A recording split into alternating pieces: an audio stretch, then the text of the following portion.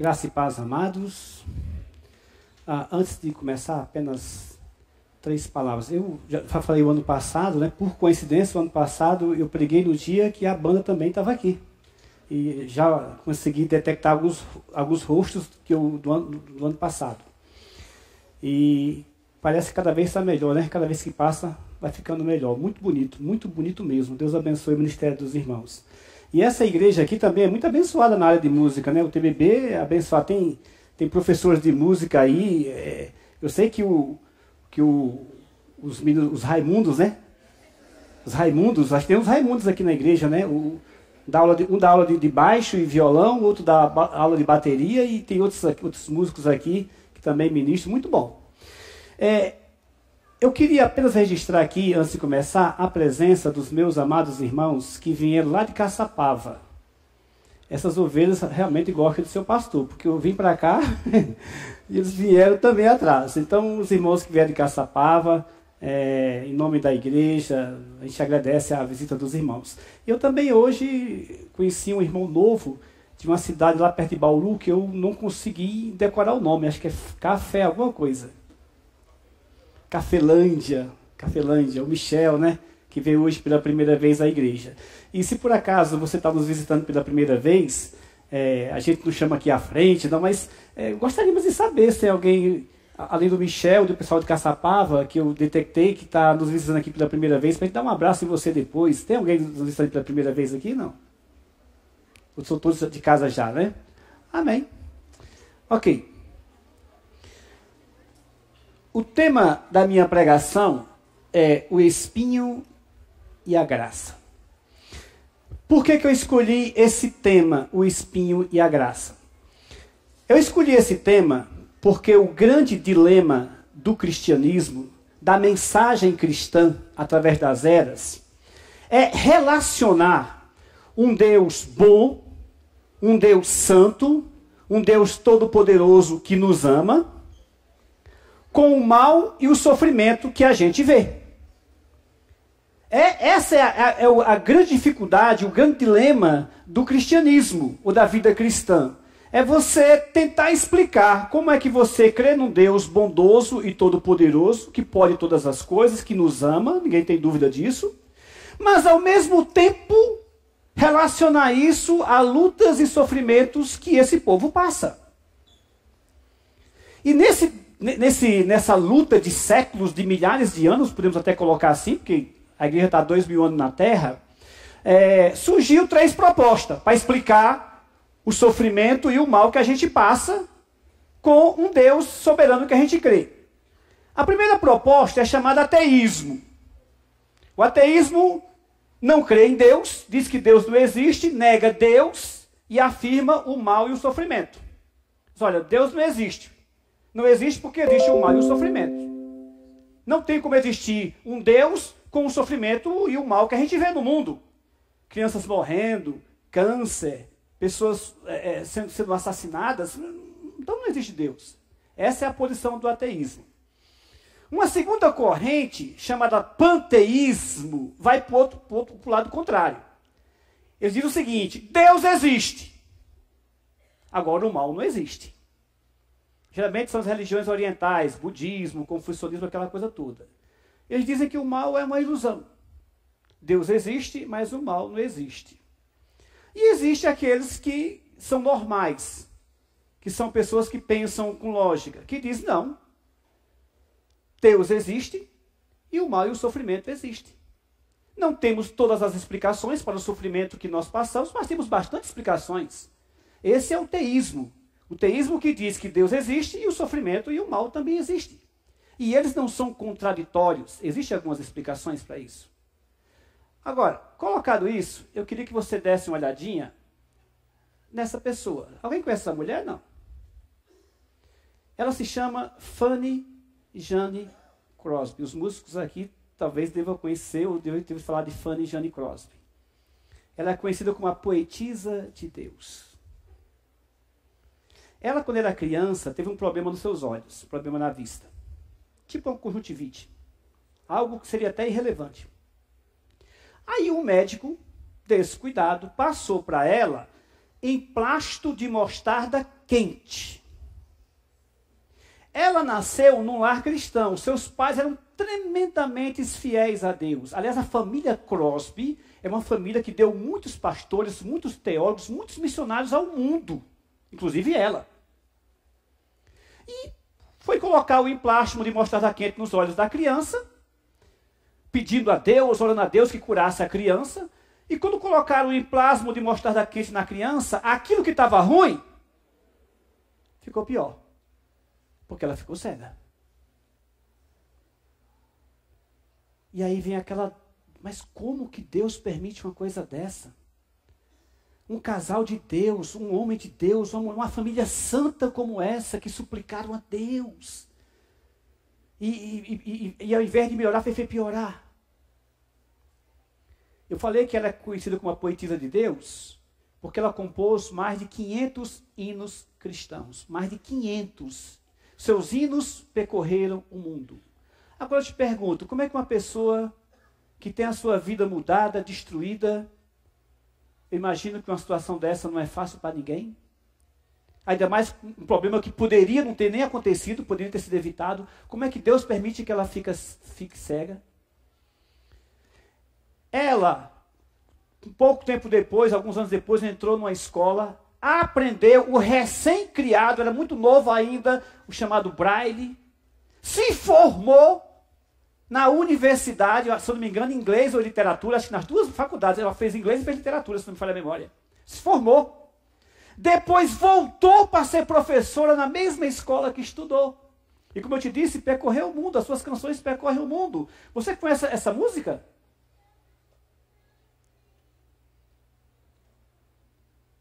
Vivo feliz, pois sou de Jesus. Conhecem? E já desfruto o gozo da luz. E o refrão, canta minha alma, canta ao Senhor, rende-lhe sempre, é dela. Agora, uma pessoa que é cega e faz uma canção que desfruta o gozo da luz. Ela enxerga Deus mais do que muitas pessoas com a vista boa. A sua alma canta a Deus, canta a Jesus. Com todas as suas lutas e seus problemas, a sua alma consegue cantar a Deus. A pergunta é, o que é que faz uma mulher como essa, com tantas lutas e dificuldades, ter uma vida tão santa e louvar a Deus dessa maneira? É sobre isso que eu queria falar essa noite. Se esse negócio aqui passar. Opa! Eu queria afirmar isso para você aqui. Por que que temos que conviver com algumas lutas, com alguns espinhos na nossa carne? Por que que eu sou crente, você é crente, nós amamos a Deus, nós amamos Jesus, passamos por algumas lutas e dificuldades, algumas tão grandes. Eu sei que nesse povo que está aqui hoje, se fôssemos pegar testemunhos aqui de lutas e dificuldades, não faltaria. Eu tenho certeza que alguns de vocês passaram por lutas tremendas na sua vida, ou podem até estar passando. Por quê que nós temos que conviver com alguns espinhos na nossa carne? Será que Deus perdeu o controle das nossas vidas?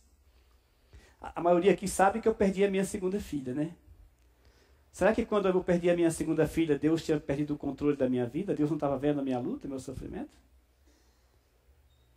Meus irmãos, abram suas Bíblias para 2 Coríntios, capítulo 12. Deixe a Bíblia aberta em 2 Coríntios capítulo 12. Porque em 2 Coríntios capítulo 12 nós vamos tirar algumas lições, porque temos que conviver com alguns espinhos na nossa carne. O que é que nós temos que saber, o que é que nós temos que colocar em ação quando o sofrimento, quando o mal bater à nossa porta? Eu estou agora com alguns irmãos que foram fazer alguns exames de rotina e chegaram com um diagnóstico terrível. Diagnóstico assim de desesperar. O que fazer numa situação dessa? O que fazer na hora dessa? Eu queria que você falasse comigo o que eu coloquei aqui no começo. Vamos ler junto essa frase?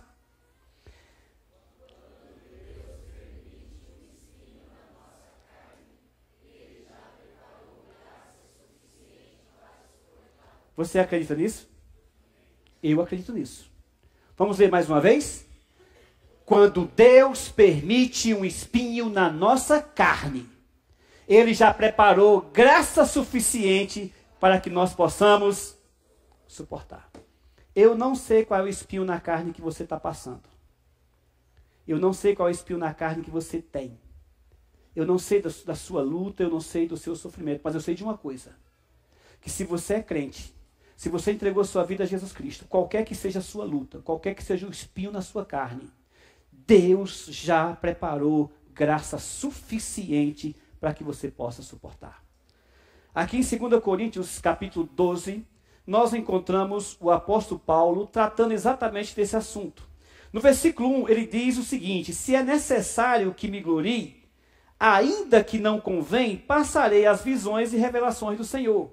Eu conheço um homem em Cristo que há 14 anos foi arrebatado ao terceiro céu. Se no corpo ou fora do corpo, eu não sei, Deus o sabe. E eis que o tal homem, se no corpo ou fora do corpo, eu não sei, mas Deus o sabe, foi arrebatado ao paraíso e ouviu palavras inefáveis aos quais não é lícito ao homem referir.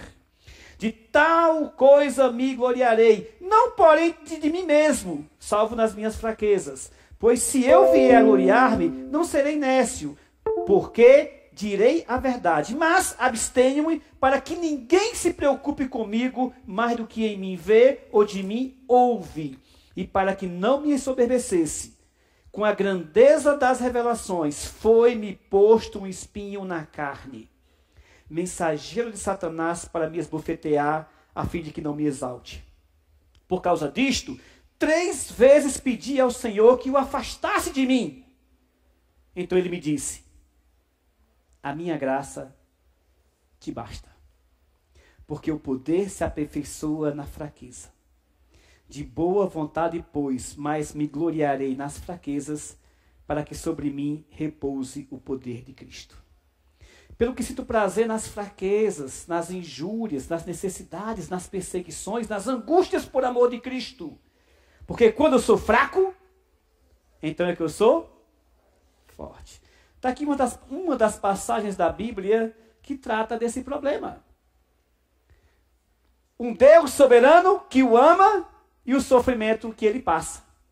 E ele vai nos dar aqui 4 lições importantíssimas do que nós temos que fazer. Eu chamo de verdades importantes do que nós temos que fazer quando passarmos por lutas e dificuldades. A primeira verdade que nós vamos encontrar se encontra logo no versículo 7. Ele começa dizendo que teve uma grande experiência com Deus. Ele foi arrebatado ao terceiro céu. Ele vem falando nos versículos anteriores das suas lutas, das suas dificuldades. Ele dá um testemunho no capítulo anterior, do versículo 22 ao versículo 33, que se você ler, você fica com pena dele. Ele vai mostrar as lutas que ele passou. Naufrágio, apedrejamento e por aí vai. Quando chega no versículo 12, diz: apesar de todo esse sofrimento, eu tive uma experiência maravilhosa com Deus. Eu fui arrebatado aos céus. Eu não consigo nem explicar o que eu vi. Quando ele volta do seu êxtase, ele diz: para que não me soberbecesse, com a grandeza das revelações, foi-me posto um espinho na carne. E aqui está a primeira lição, quando nós passamos por lutas e dificuldades. Os espinhos são inevitáveis para o nosso aperfeiçoamento. Quando você passa por uma luta, por uma dificuldade, nós rapidamente perdemos a paz, entramos em desespero, alguns até renegam a Deus, mas a verdade é que os espinhos da nossa carne, Deus vai usar para aperfeiçoar a nossa vida cristã. Eles são inevitáveis. Paulo está dizendo isso para nós. Olha, não foi que eu que busquei esse espinho. Foi-me posto. Antes que alguém possa dizer assim, mas pastor, ele está dizendo que foi-me posto esse espinho, mas está dizendo que esse espinho é mensageiro de Satanás. Então foi o diabo que colocou o espinho nele? Calma. Olha o texto. Foi posto um espinho com propósito. Qual é o propósito? Para que ele não? Eu duvido que Satanás coloque uma coisa na nossa vida para a gente não se soberbecer. Eu duvido. Muito pelo contrário. O que o Satanás mais gosta da gente é quando nós somos soberbos. Então, alguns apressados querem dizer que esse problema dele foi algo que o diabo colocou. Não vejo assim. Porque ele está dizendo que foi colocado para que ele não se soberbecesse. Aliás, meu irmão, se alguém quiser ir para o inferno, não precisa matar, roubar e destruir. Basta você ser soberbo.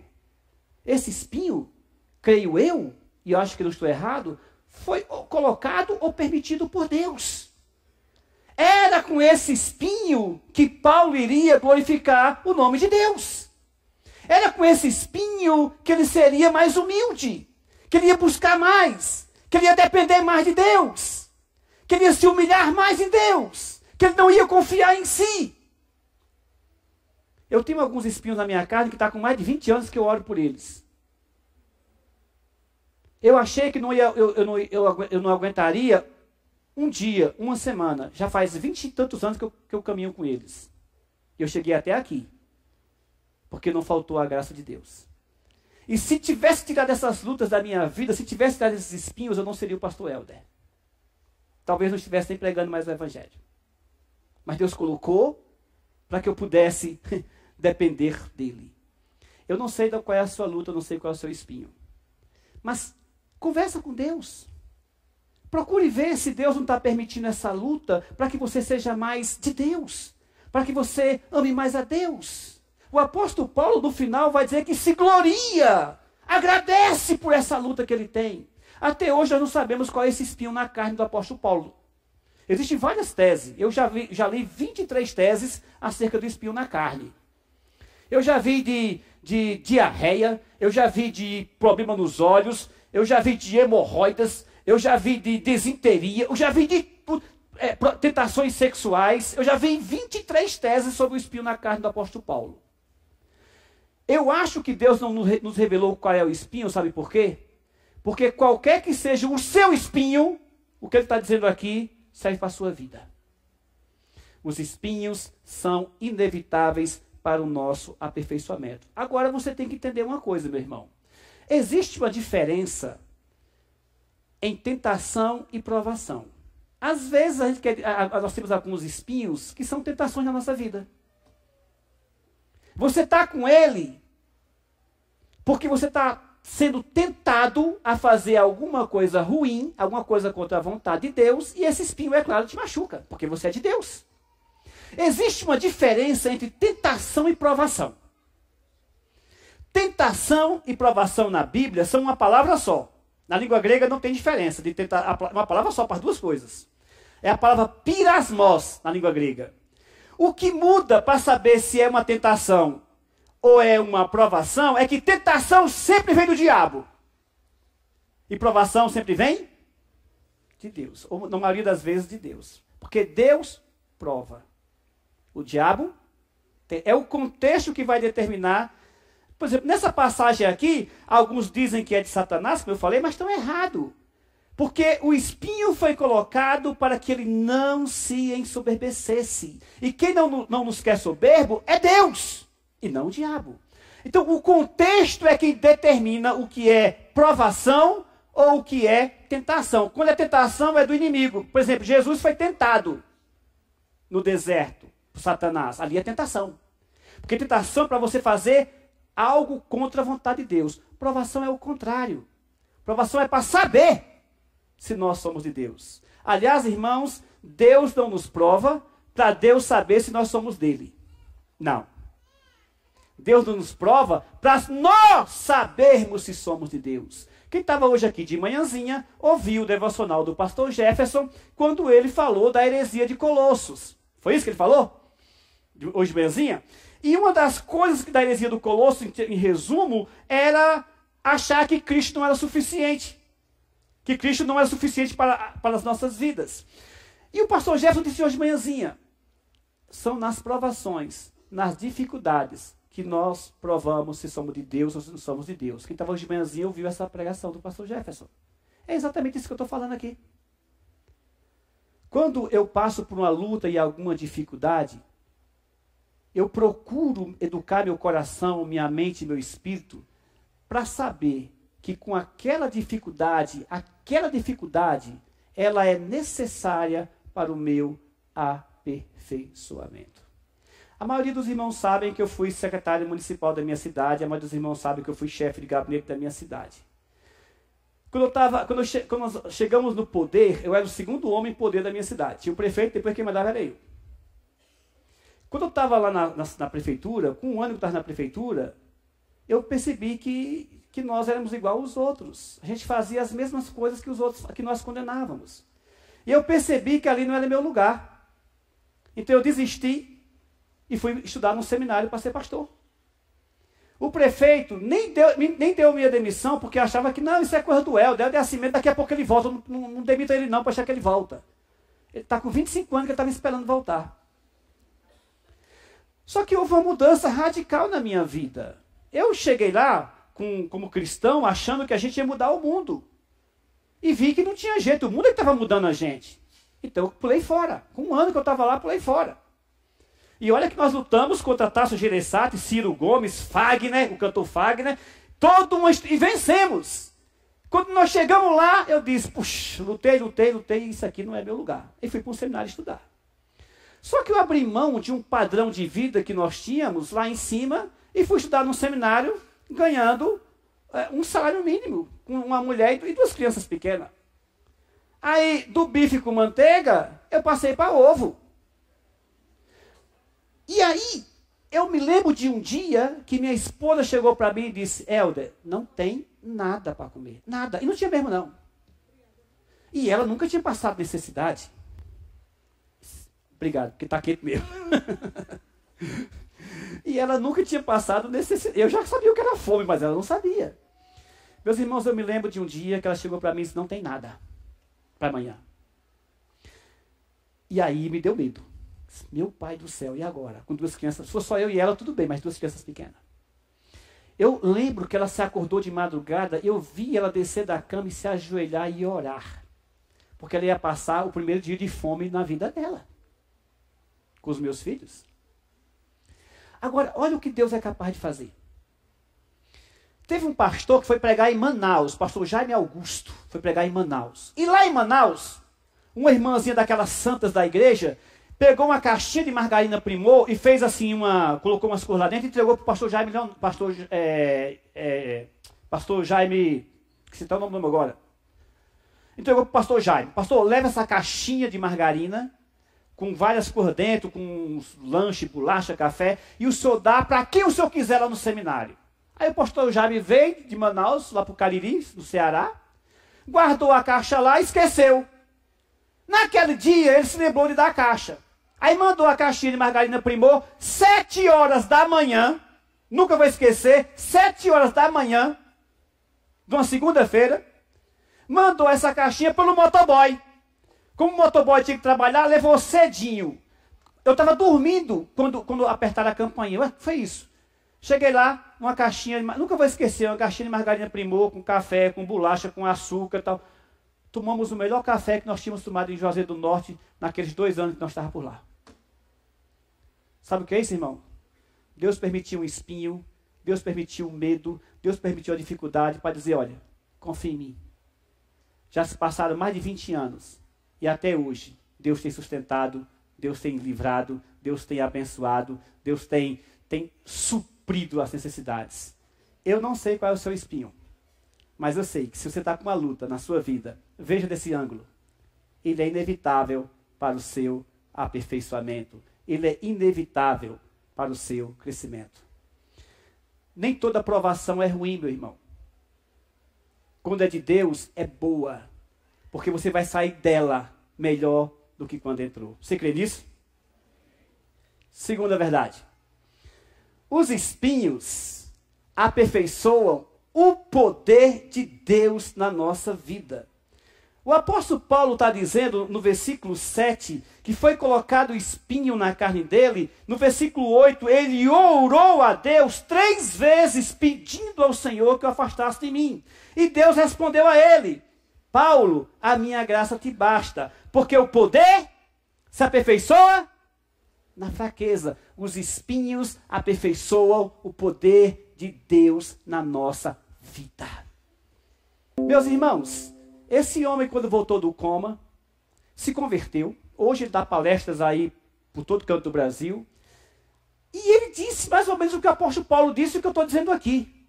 Eu precisei ficar naquela situação para poder aprender a confiar no poder de Deus. Se Deus não faz aquilo comigo, eu jamais estaria aqui confiando, falando do poder de Deus. É o que aconteceu com o apóstolo Paulo também. Paulo era cheio de si, era culto, era um homem capacitado. Ele precisou ter esses espinhos na carne para poder aprender a depender, para poder aprender a se aperfeiçoar no poder de Deus e não no poder dele. E é interessante que ele diz no texto aqui que 3 vezes pediu ao Senhor para afastar dele. Olha, se eu conheço o apóstolo Paulo, essas 3 vezes não foi oração qualquer, não foi aquela oração de 10, 15, e Deus disse, não vou tirar. Porque o meu poder, você vai sentir, você vai se aperfeiçoar com esse espinho na sua vida. É com essa luta que você vai conhecer o meu poder. Se eu tirar esse espinho na tua vida, você não vai confiar no meu poder, você não vai depender de mim. Os espinhos aperfeiçoam o poder de Deus na nossa vida. Além do mais, meus irmãos, Jesus Cristo não precisava de espinho nenhum na vida dele para conhecer o poder de Deus. E mesmo assim ele teve. Se Cristo, que é Cristo, teve os espinhos na carne, imagina eu e você. Além do mais, meus irmãos, os espinhos e a graça de Deus se encontraram na cruz de Cristo. É naquela bendita cruz que nós temos as 2 coisas que eu estou falando. O espinho e a graça. Quando ele subiu naquela cruz, ele subiu com espinhos. Mas muito maior do que aqueles espinhos. Vou dizer sempre, nós não precisamos de livro de autoajuda. Porque hoje, quando você passa por luta, os livros ensinam você a ser o seu Deus. Porque autoajuda é você dizendo a você que você é seu Deus, que você vai resolver seu problema, que a solução está dentro de você. E nós não precisamos de autoajuda. Nós precisamos de ajuda do alto. É isso que nós precisamos. Não sei qual é o seu espinho, eu não sei qual é a sua luta. Mas tente enxergar esse espinho dessa maneira que a Bíblia está falando aqui. De alguma maneira Deus vai usar. Disse com ele uma coisa assim que você fica sem acreditar. Viajou de navio a esposa e 4 filhos. Viajaram da Inglaterra, acho que para a França. No meio do caminho, o navio afundou. Na época, havia um tipo de telegrama rústico chamado cabograma. Quando a notícia do naufrágio chegou na Inglaterra, foi aquele alvoroço. O navio tinha naufragado. E no cabograma que conseguiram mandar para ele, a esposa conseguiu mandar para ele, tinha a seguinte frase. O nome dela e a frase, salva, sozinha. Ele sabia que no naufrágio, ele tinha perdido seus 4 filhos. Ô, meu irmão, pense numa dor. Horatio Gates Spafford. Procure na internet a história dele, você vai ficar admirado. O advogado cristão. Salva, sozinha. Ele e a esposa perderam seus 4 filhos. Semanas depois, no piano, ele compôs aquela música.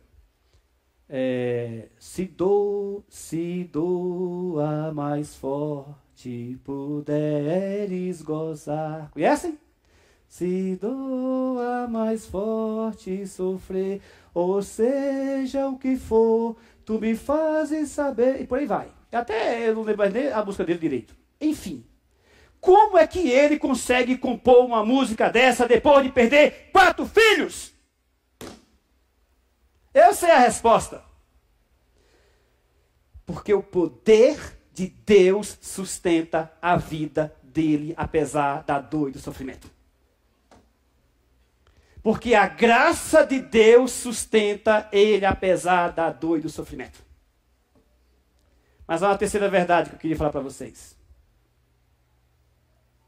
Quando nós passarmos por lutas e dificuldades, a terceira verdade que nós temos que colocar na nossa vida é que quando Deus não remove os espinhos, Ele os cobre com a sua... Olhe de novo o texto. 3 vezes eu pedi ao Senhor que o afastasse de mim. Ele não é fatalista, ele não quer o problema. Assim como Jesus também não quer o problema para a vida dele. Lembre-se que antes da cruz, Jesus disse, Pai, se possível, faça de mim este. Isso não é fatalismo, isso não é masoquismo. Isso é cristianismo. Deus, se puder, me tira esse problema, meu Pai. Deus, se puder, me cura esse problema de saúde. Deus, se puder, resolve meu problema de familiar, meu Pai. Deus, se o Senhor quiser, resolve meu problema financeiro. Deus, se o Senhor quiser, resolve esse meu problema de desemprego. Deus, cura esse câncer. Então, eles não são fatalistas, eles querem a cura, querem a bênção. Mas, o apóstolo Paulo, suplicando a Deus, Deus respondeu para ele em outras palavras, não vou tirar esse espinho na sua vida. Por que, Deus, que o Senhor não vai ter esse espinho na minha vida? Porque minha graça te basta. Eu sei que é difícil para um cristão no século XXI ouvir uma mensagem como essa que eu estou pregando. Essas mensagens não enchem igreja mais. Pelo contrário, nós temos que determinar a bênção e correr para a porta para esperar. Mas a verdade bíblica é essa. Tem coisas na minha vida e na sua vida que Deus não vai tirar. Tem espinho na minha vida e na sua vida que Deus não... Tem outros que Ele vai tirar. Porque vai se tornar uma tentação para nós, Ele vai tirar. Ele não deixa que nossa fé, que nós sejamos testados além das nossas forças. Mas tem espinho que Ele não vai tirar. E você vai perguntar para Deus, por que você não tira isso da minha vida? E Deus vai dizer, eu não vou tirar, mas vou cobrir com a minha graça. De sorte que você vai poder sustentar. Eu não vou tirar esse espinho da sua vida, mas vou cobrir com a minha graça. De sorte que você vai poder.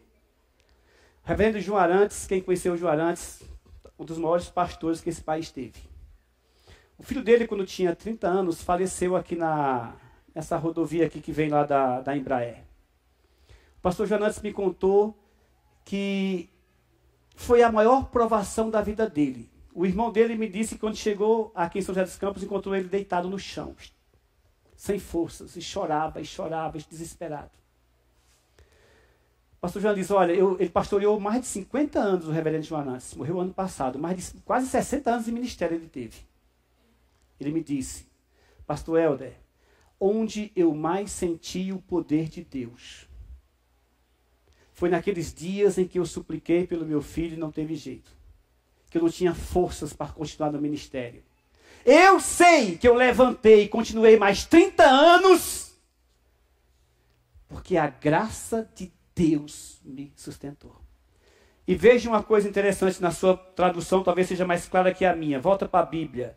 Ele diz aqui, no versículo 9, a minha graça te basta porque o poder se aperfeiçoa na fraqueza.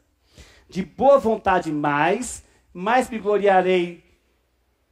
De boa vontade pois, mais me gloriarei nas fraquezas, para que sobre mim repouse o poder de Cristo. Presta atenção aqui agora. A minha Bíblia fala repouse. Não sei como é que está na sua versão. Na língua original, essa palavra repouse aí, na língua grega, é a palavra para a palavra hebraica Shekinah. É a tradução grega da palavra hebraica Shekinah. Repouse aí é uma referência à glória de Deus habitando na tenda, no tabernáculo. Vocês lembram, quando foi construído o tabernáculo, que o tabernáculo se encheu com a glória de Deus? Que nós chamamos de Shekinah, a presença gloriosa de Deus enchendo o tabernáculo. Lembra disso? Lembra do templo, quando foi construído o templo? Que eles fizeram a oração e a glória de Deus encheu sobre o templo. O apóstolo Paulo está dizendo que pediu a Deus para resolver um problema na vida dele, para tirar o espinho na carne dele. Orou 3 vezes, talvez com jejuns, com oração, horas e horas orando. E Deus disse, Paulo, a resposta é não. Por que, Senhor? Porque minha graça te basta. E a minha graça vai descer sobre você de tal maneira que você vai experimentar uma Shekinah, a presença gloriosa de Deus na tua vida, que esse problema vai ficar tão pequeno que apesar de eu não remover, você vai conseguir andar com ele e vai vencer no final das contas. a Shekinah de Deus habitando no tabernáculo humano que o apóstolo Paulo. Então, de um lado você tem um espinho, mas do mesmo tempo ele está coberto pela Shekinah, pela glória de Deus. Você olha para o espinho e olha para a glória. Sabe o que você tem que fazer nesse momento? Você não apresenta um grande problema ao seu Deus. Você apresenta um grande Deus ao seu problema. Se Deus tirar, amém, glória a Deus. Se Deus não tirar, eu vou caminhar com Ele do mesmo jeito para a glória de Deus. Repito o que falou o pastor Jefferson de manhã. As provações não são para Deus saber se somos dele, mas para nós sabermos se somos de Deus. Adorar a Deus quando está tudo fácil, mas glorificar a Deus nas lutas, nas dificuldades, é só para quem realmente é de Deus. Jesus glorificou a Deus num banquete na casa de Simão, mas glorificou a Deus pingando sangue numa cruz. Essa é a mensagem cristã. Este é o evangelho da salvação. Este é o evangelho de Jesus Cristo. Por último, no final das contas, meus irmãos, nós temos alguns espinhos na nossa vida, algumas lutas, algumas dificuldades, mas no final das contas, a graça sempre triunfa sobre os espinhos. Amém? Eu não sei qual é a sua luta, eu não sei qual é o seu espinho. Eu sei que de alguma maneira eles são inevitáveis para o nosso aperfeiçoamento. Nós não seremos o que somos sem esses espinhos. Eu não sei qual é a sua luta, eu não sei qual é o seu espinho, mas esse espinho vai aperfeiçoar o poder de Deus na sua vida de alguma maneira. Você vai sentir o poder de Deus na sua vida por causa desse espinho. Vai sentir mais do que se não tivesse ele. Eu não sei qual é a sua luta, eu não sei qual é o seu problema, mas eu sei de uma coisa. Quando Deus não remove os espinhos, Ele cobre com sua graça. E eu sei de uma quarta e última coisa. No final das contas, a graça sempre triunfa. A graça sempre triunfa. A cruz é um símbolo de derrota que, pela graça de Deus, tornou-se um símbolo de vitória. Os espinhos não venceram a cruz. A cruz venceu os espinhos. A graça triunfou. Era para acabar ali naquela cruz. E pelo contrário, a cruz, que era um símbolo de derrota, se tornou um símbolo de vitória. Bendita cruz de Cristo. Tanto sofrimento naquela cruz, tanta maldade naquela cruz. Mas a graça triunfou. Por isso que nós podemos continuar confiando em Deus. Por isso que nós podemos continuar confiando em Jesus Cristo. Porque todo o mal do mundo foi direcionado para o Filho de Deus naquela cruz. A inveja, o orgulho, a mentira, a maldade, a malícia, a covardia, o assassínio. Tudo foi jogado sobre ele. E a graça triunfou.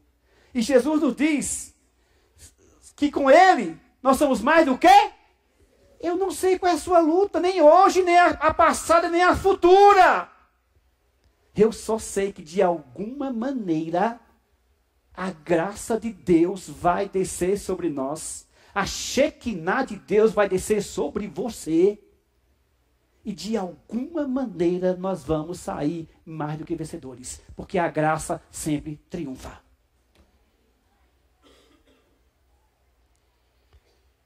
Fosse contar exemplos para vocês aqui de vezes que eu fiz, não aguento mais, não vai dar, não aguento mais. E de alguma maneira vem aquele vento de graça e nos enche e nos leva, e a gente continua caminhando. Tem vezes na nossa vida que realmente as trevas parecem que estão tomando de conta. As nuvens negras das tempestades da vida vêm sobre nós, parece que tem época que vem tudo de uma vez só. E você olha e não vê nenhum horizonte. Mas de alguma maneira Deus sopra o seu vento de graça, as nuvens são jogadas para longe e o sol volta a brilhar mais do que antes. A graça sempre triunfa sobre os espinhos. Até porque, irmão, como disse o pastor Jefferson de manhãzinha, nós passamos mais tempo na graça do que nas provações. O problema é que nas provações nós gememos mais. E na graça nós agradecemos menos. Mas a verdade é que se você for pegar a sua vida, você passou mais tempo na graça que na provação. A graça de Deus sempre triunfa. Eu comecei a pregação falando dessa mulher, Fanny Jane Crosby. Como eu disse, ela ficou cega quando criança. Ela poderia ter ficado com ódio de Deus. Ela poderia ter perdido a fé em Deus. No entanto, como eu falei para vocês, ela é conhecida como uma poetisa cristã. Só que eu não falei outras coisas dela, que vou falar agora. Por exemplo, sabia que essa mulher é a primeira mulher a discursar no Senado americano? A primeira mulher a discursar na Câmara Federal Americana, no Senado americano, é uma protestante, é uma crente da Igreja Batista, Fanny Jane Crosby. Primeira mulher. Você sabia que 5 presidentes americanos chamaram ela na Casa Branca? E não chamaram para ela conhecer os presidentes. Chamaram para os presidentes conhecer ela. Você sabia que essa mulher pregou o evangelho nos 5 continentes? Cega? Você sabia que essa mulher evangelizou mais do que as pessoas que tinham a vista boa? Por quê? Com o espinho na carne ela fez tudo isso. Eu explico para você. Porque Fanny Jane Crosby, assim como o apóstolo Paulo aqui em 2 Coríntios, aprendeu que os espinhos são inevitáveis para o nosso aperfeiçoamento. Ela não seria o que foi se não tivesse esse espinho na carne. Fanny aprendeu que os espinhos aperfeiçoam. Move os espinhos, ele cobre com a sua graça. E Fanny Jane Crosby aprendeu que no final das contas, o espinho, a graça, sempre triunfa sobre os espinhos. Hoje, na glória, ela enxerga muito mais do que enxergava antes. Porque ela está agora com os seus olhos espirituais curados diante do Deus Todo-Poderoso. Eu encerro contando aqui para vocês uma história que já contei para muitos, mas alguns que estão aqui hoje podem não ouvir. Eu tinha um amigo chamado Pastor Vitor, que muitos aqui conheceram. Pastor Vitor, que era da Cruzada Mundial de Literatura, que tem seu escritório aqui no Bosque. O Pastor Vitor contraiu uma doença chamada, se não me falha a memória, é um nome meio esquisito, que dá esclerose múltipla. Ele vai morrendo aos poucos. Eu soube que o Pastor Vitor era engraçado, ele era um americanão grandão, com quase 2 metros de altura, ele andava assim. Sabe? Era uma figura. Todo mundo conhecia, até pelo andar conhecia o Pastor Vitor. Muito calmo, uma pessoa muito boa. O Pastor Jefferson deve ser conhecido, né? Pastor Jefferson, Pastor Vitor, te conheceu, né? Eu fui visitar o Pastor Vitor. Agora eu me preparei, olha, eu vou me preparar porque eu vou visitar meu irmão que está doente, o Pastor Vitor, tal. E me preparei mesmo para poder visitar ele. Meu irmão, quando eu cheguei lá, faltou as palavras. Eu não sabia o que dizer. Ele olhou para mim e disse assim: Pastor Helder, que alegria que o senhor veio me visitar. Porque na próxima semana, segundo a médica neurologista, eu não vou estar falando. Eu vou perder minha fala. Isso com a tranquilidade assim. Também não vou estar enxergando. Porque essa tal de essa doença, vai matando você vai perdendo todas as funções, não é isso? Assim com a tranquilidade, também não vou estar falando. Que bom que o senhor veio hoje, que pelo menos eu vou poder falar com o senhor. Mesmo falando com dificuldade já. E ele olhou para mim e disse assim: Pastor Helder, eu perguntei a Jesus Cristo, por que eu? Com tanta coisa que eu tenho para fazer, por que eu, Senhor? E Deus me respondeu. João 13, versículo 7. Jesus me respondeu: o que eu faço, não sabes agora. Compreendê-lo-ás depois. Nossa, eu não me aguentei. Comecei a chorar. Nas orações, Senhor, por que eu? Ele disse que viu esse versículo na sua cabeça, essa passagem, como alguém falando no ouvido dele. O que eu estou fazendo, você não está compreendendo. Agora, esse espinho na sua vida, você não está, mas depois você vai compreender. Ele diz que aquela angústia, aquele peso, aquele medo, ele disse: pastor, eu senti uma coisa assim, Eu não sei explicar. É como se tivesse tirado minha alma, lavado, tirado todos os meus pecados, todo o peso e colocado dentro de mim de novo. Eu estava assim, ó. E eu não consegui falar nada, eu só chorava. Eu já sou bola para chorar. Numa situação dessa, misericórdia. Mas eu, pastor, tenho uma mensagem para dizer para o senhor comunicar às outras pessoas, já que na próxima semana eu não vou estar mais falando. Ele falou assim para mim: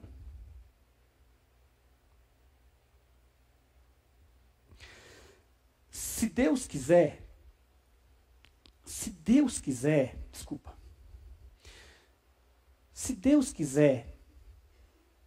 me curar, Ele me cura.